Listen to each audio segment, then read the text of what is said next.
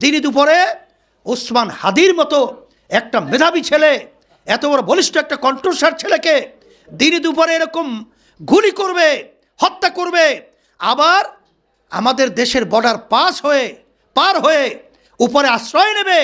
আমি ভারতকে বলবো যে আমাদের দেশের খুনিদেরকে আপনারা আশ্রয় দেওয়ার মাধ্যমে কি মেসেজ দিতে চান? আমাদের দেশকে এরকম অশান্তির আগুনে ধাউ ধাউ করে জ্বালাবেন? এটা মানবতা? এটা স্বাধীনতা? এটাকে বলা হয় নেতৃত্ব? আমি অনুরোধ করব যে খুনিদেরকে আপনাদের দেশে আশ্রয় দিবেন না।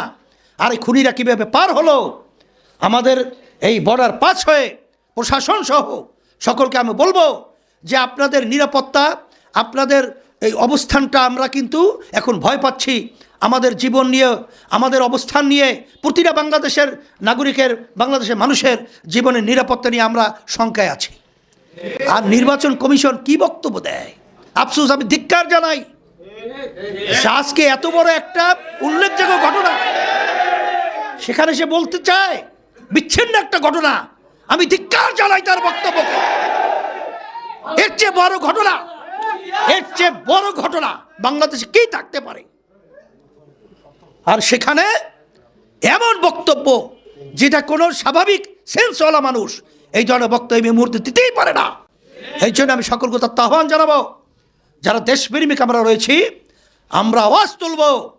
আর বিশেষ করে জুলাই অভ্যুত্থানের চেতনা, সেই আপনার জুলাই সনদের স্বীকৃতির জন্য আইনি আপনার এমন দিনে নিয়ে আসছে, নির্বাচন কমিশন পর্যন্ত বলেছে জাতীয় নির্বাচন এবং সেখানে জুলাই সনদের হা না এর পক্ষে যে আপনার গণভোট, সেটা একটা চ্যালেঞ্জিং হবে। সেখানে আমরা বলবো যারা জুলাই যোদ্ধা রয়েছেন, আমাদের দেশ, আমরা যে জুলাই 24-এ আমরা দেশ আবার স্বাধীন করেছি, আমরা হায়ের পক্ষে ভোট দেওয়ার ব্যাপারে আমরা সচেতন থাকতে হবে এবং হায়ের পক্ষে ভোট দেওয়ার ব্যাপারে মানুষকে উদ্বুদ্ধ করতে হবে। খবরদার কোনো কুচক্রী মহল যারা এই ধরনের পদ্ধতি করেছে, ষড়যন্ত্র করেছে, তারা যেন কোনো কর্মী তাদের ষড়যন্ত্র যেন তারা কি না করতে পারে, সফল কাম না হতে পারে।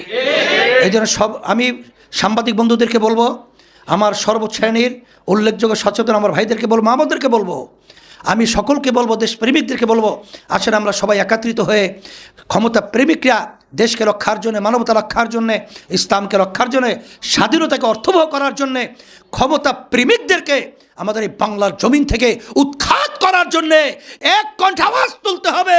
ক্ষমতা প্রেমিকরা বাংলার জমিন থেকে উৎখাত, আর দেশপ্রেমিকরা বাংলার জমিনে থাকবো, বিজয় হবে ইনশাআল্লাহ। সকলকে ধন্যবাদ।